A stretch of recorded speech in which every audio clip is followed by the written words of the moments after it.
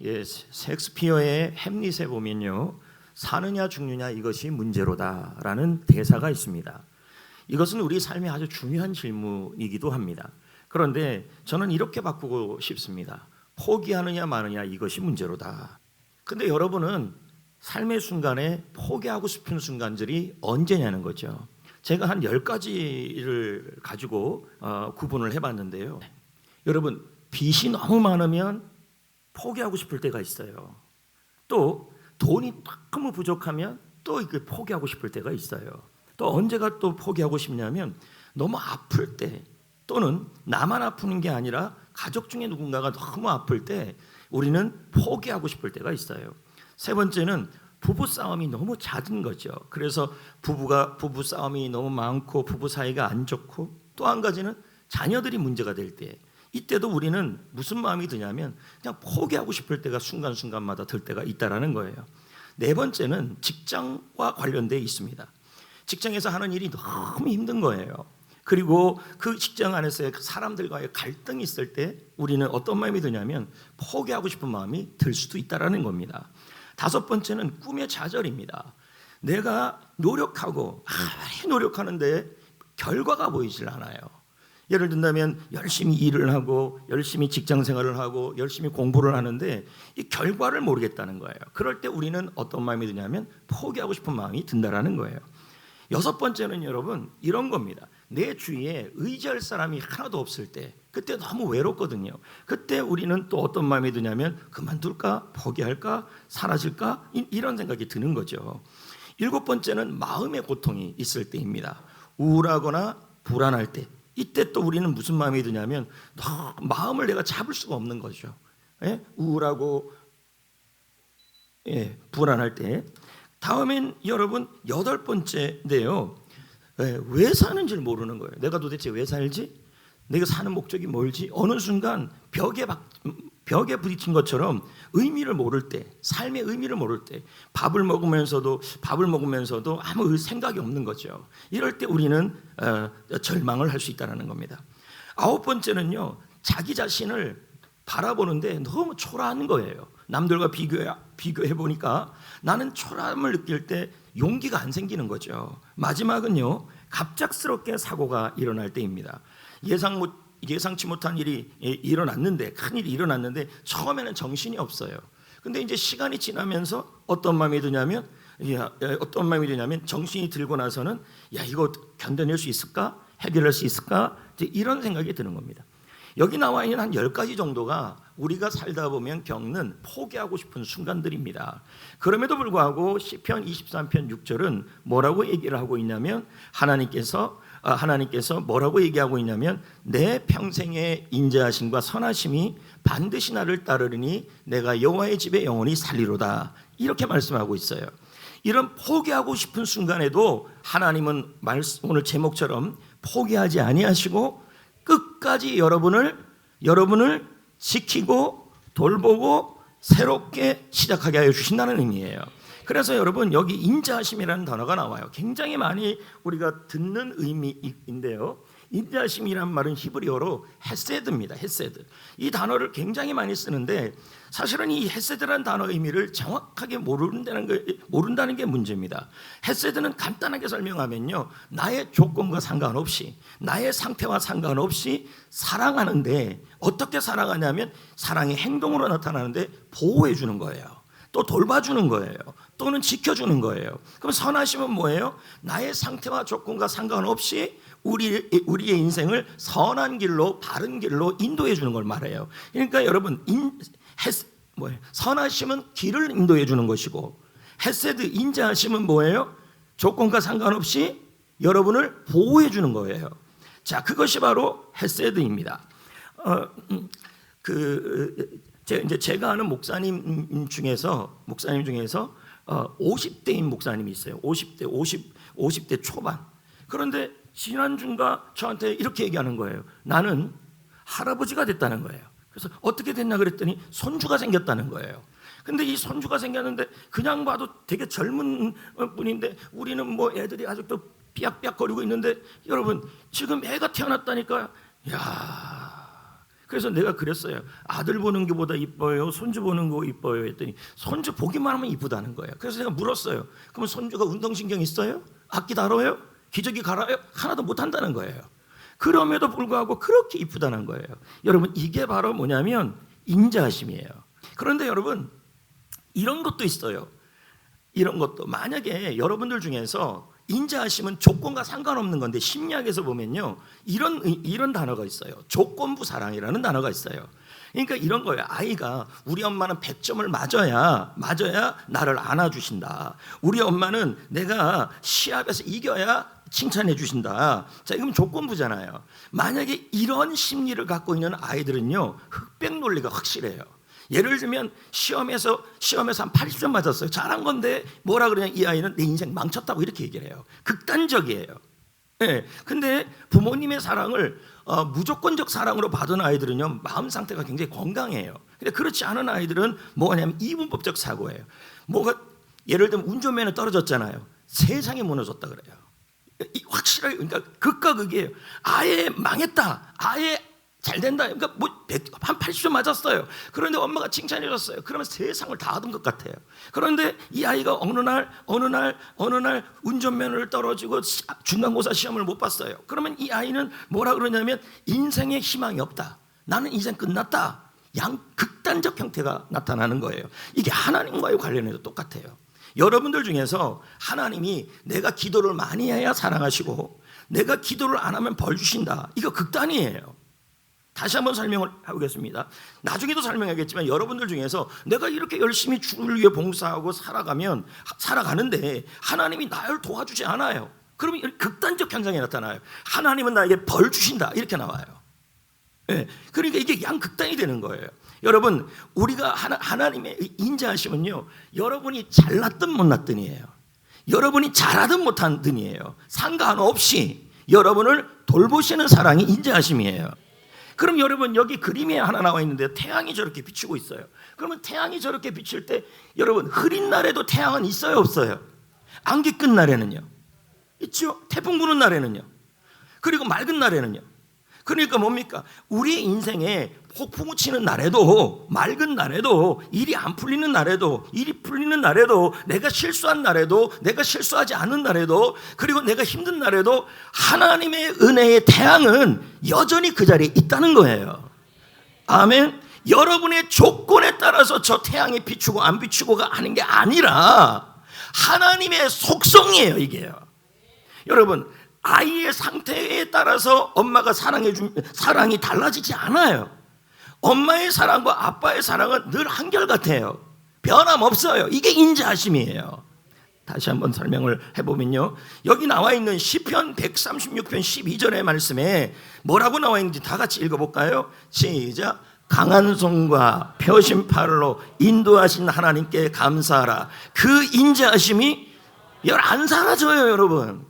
여러분이 잘못해도 안 사라지고, 잘해도 안 사라지고, 힘들어도 안 사라지고, 실수해도 안 사라지고, 답답해도 안 사라지고, 병들어도 안 사라져요. 강한 손과 강한 팔로 여러분을 어떠한 상황에서 붙잡아 주시는 거예요. 여러분, 아이가 오줌 쌌다 그래서 야 이놈아, 이렇게 이러면 하겠죠. 그런데 여러분, 그래도 버려요, 안 버려요? 안 버립니다. 어떻게 해요? 기저귀 갈아주잖아요. 이게 바로 인자하심이에요. 여러분이 잘못해도, 부족해도, 실수해도, 걱정해도 하나님의 손은, 하나님의 강한 손과 강한 팔은, 하나님의 인자하심은 영원하십니다. 여러분을 붙들어 주셔서 어떻게 해요? 사랑하셔서 좋은 길로뿐만 아니라 여러분을 돌보시고 보호하셔서 여러분의 인생에 다시 시작하게 하여 주신다는 얘기예요. 지난주에 여러분 이렇게 말씀드렸어요. 6절에 내 평생에 이렇게 나왔어요. 그때 이 평생이라는 단어를 하루라고 표현을 했어요. 근데 또 하나의 의미가 있는데, 하루라는 의미도 있지만 어떤 의미가 있냐면 모든 순간순간마다예요.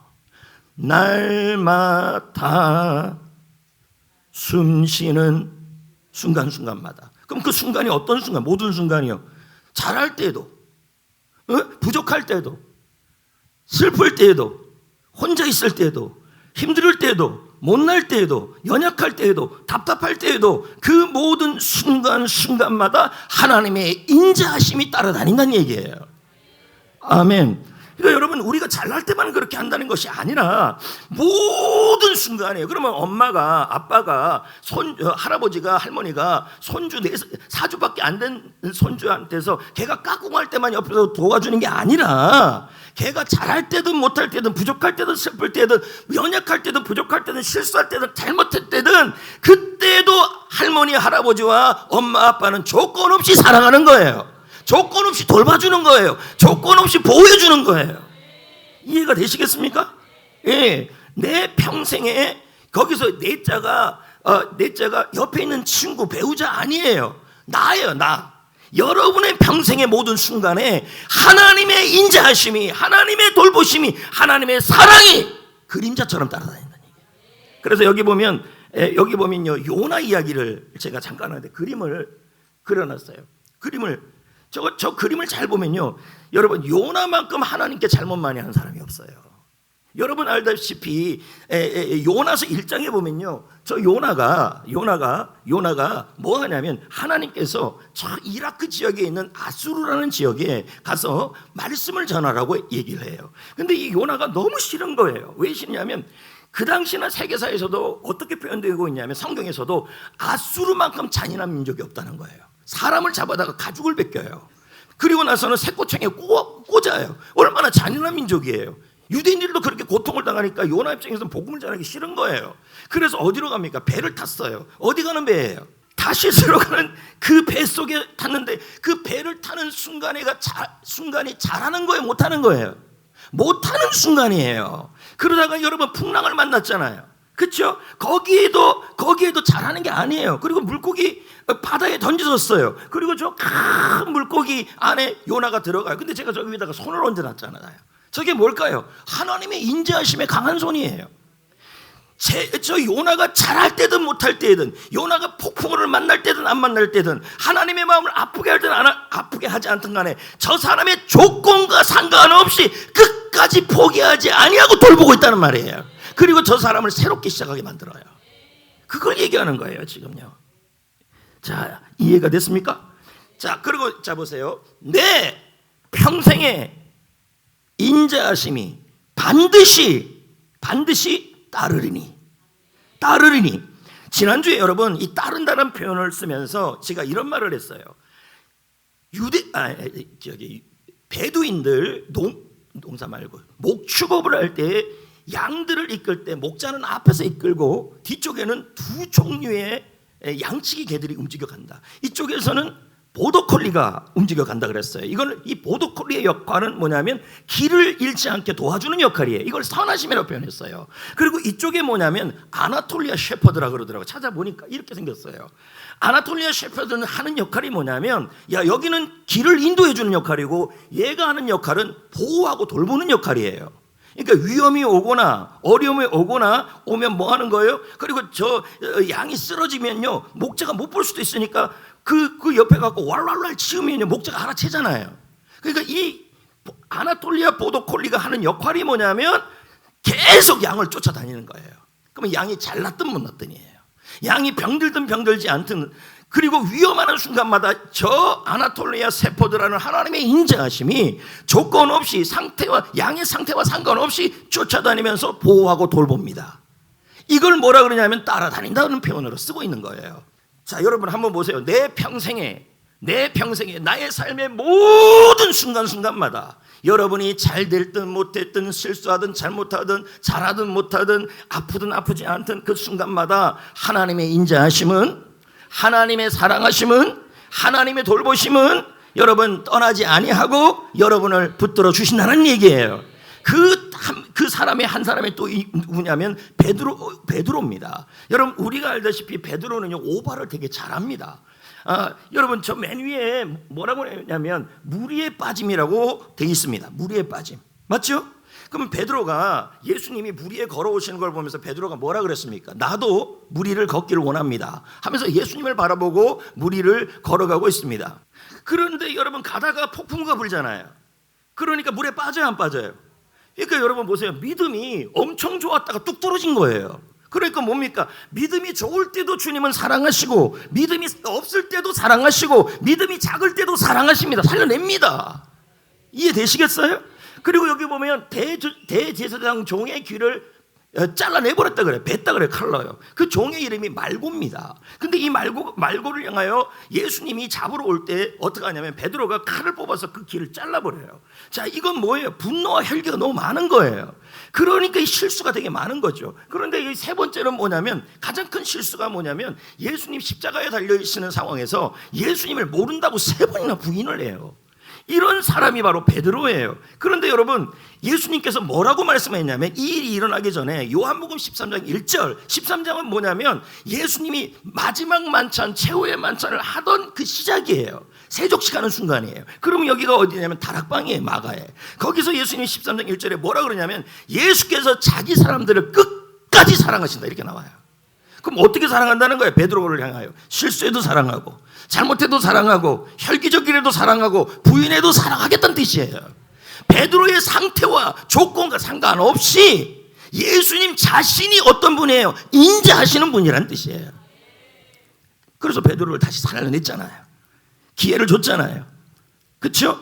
여러분, 하나님이 우리를 절대로 포기하지 아니하시고 반드시 여러분의 인생을 돌보시고 인도하시고 지켜주시는 그 확실한 증거가 십자가입니다. 왜 그렇습니까? 십자가는요, 여러분이 죄인 되었을 때, 여러분이 주님과 원수 되었을 때, 여러분이 주님 앞에서 연약할 때, 그때, 바로 그때, 아무 조건도 없을 때, 그때 하나님께서 예수님을 십자가에 달려 돌아가게 하심으로 하나님의 사랑을 확증해 주셨어요.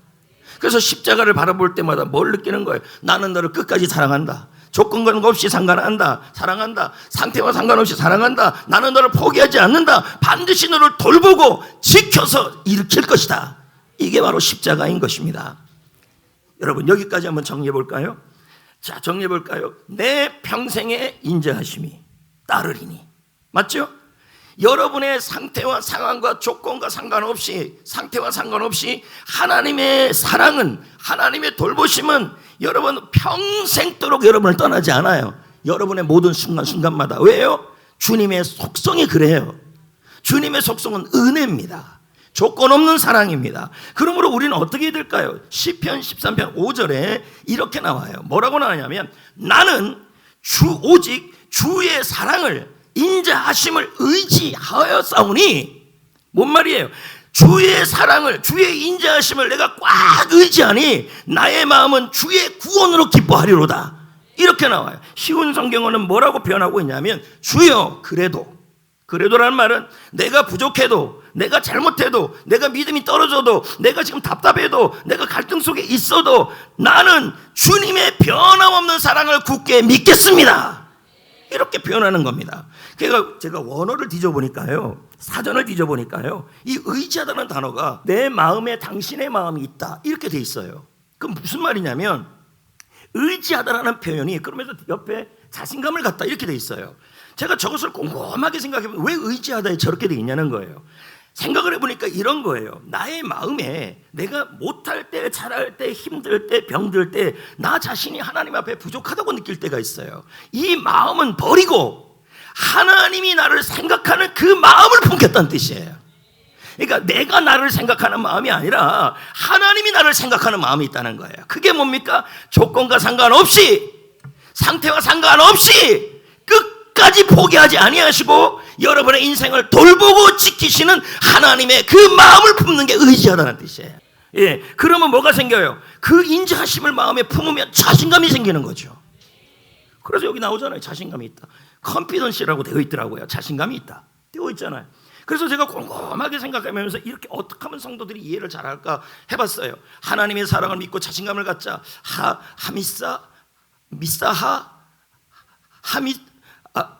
사밋하 하다가 이게 제일 낫더라고요. 하사밋, 하나님의 사랑을 믿고 자신감을 갖자. 이게 정신이에요. 하사밋의 정신이에요. 그러니까 여러분 한번 생각해 보자고요. 여러분의 마음속에, 이 마음속에 내가 하나님께 잘해야 하나님이 복을 주고 내가 못하면 벌 받는다는 양극단의 생각을 여기에서 가지 있으면 안 되고 하나님의 인자하심이라는 그 마음을, 하나님의 마음을 내가 품으라는 얘기예요. 하나님은 나와의 조건과 상관없이, 나의 상태와 상관없이 나를 늘 돌보시고 인도하시고 지키시고 보호하여 주셔서 나를 살려내실 것이다. 이 마음이 있다면 여러분, 인생에 대해서 자신감이 생긴다는 뜻이에요. 이해가 되시겠습니까? 이해가 돼요? 제가 여기 그림 하나를 또 보여주는데 일식입니다. 일식. 그래서 제가 이렇게 쳐보니까 일식하니까 회가 나오더라고요. 그 일식이 아닙니다, 여러분. 이 일식은 뭐냐면, 일식이 뭔지 알아요? 그럼 계기일식은요? 알려줄게요. 잘 들어보세요. 일식이 뭐냐면 태양이 있어요.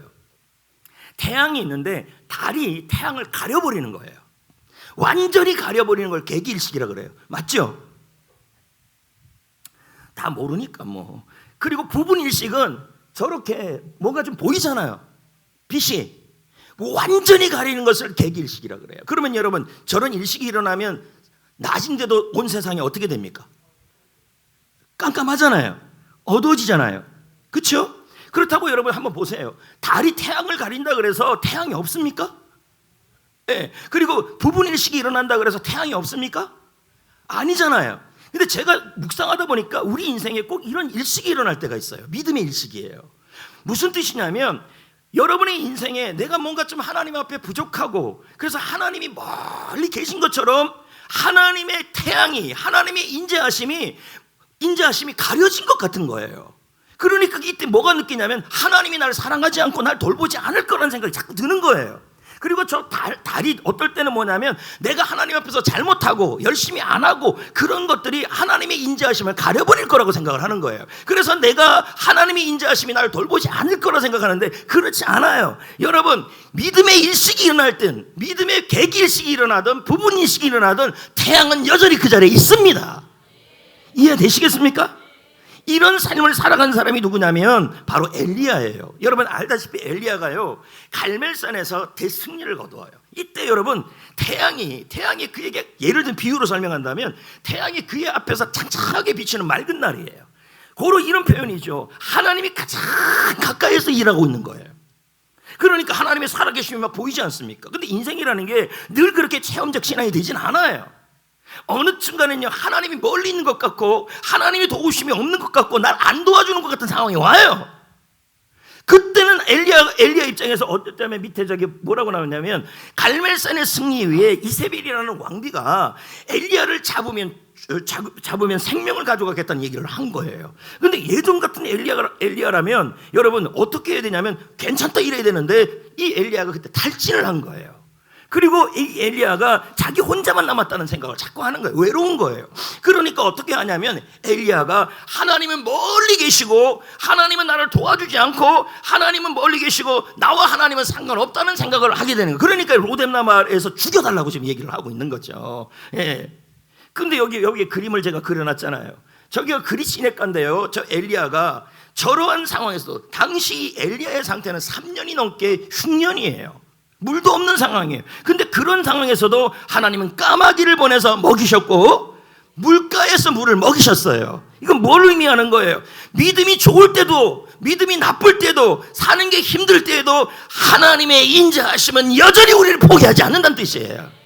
이해가 되시겠습니까? 하나님의 인자하심은 여러분이 잘날 때만 있는 것이 아니라 못날 때도 하나님의 인자하심은 따라다닌다는 뜻이에요. 결론입니다. 하나님의 인자하심은 우리의 상황과 관계없이 한순간도 포기하지 않고 여전히 보호하십니다. 그걸 믿으셔야 합니다. 이 사실을 마음에 품고 자신감 있게 살아야 합니다. 그럴 때 여러분, 하나님도 그 길을 인도하고 지도하고 승리케 하여 주실 거란 얘기죠. 주님의 사랑이 여러분을 세우고 세상의 모든 순간순간마다 주님의 사랑이 여러분을 붙들어 주실 겁니다.